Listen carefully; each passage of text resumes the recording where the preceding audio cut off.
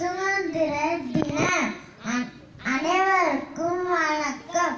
நான் தான் சுதந்திர இந்தியாவில் தேசப்பிதா மகாத்மா காந்தி. என்னுடைய முழு பெயர் மோகன்தாஸ் கரம்சந்த் காந்தி. நான் 1869 ஆம் ஆண்டு அக்டோபர் 2ஆம் தேதி குஜராத்தின் போர்பந்தரில் பிறந்தேன். என் தந்தை கரம்சந்த் காந்தி, தாயார் புத்திலிபாய் ஆவார்.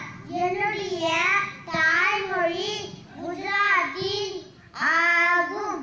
என்னுடைய அகிம்சை, சத்தியம், நேர்மை ஆகிய கொள்கைகளை நீங்களும் கடைபிடிக்க வேண்டும். ஜெய் ஹிந்த்.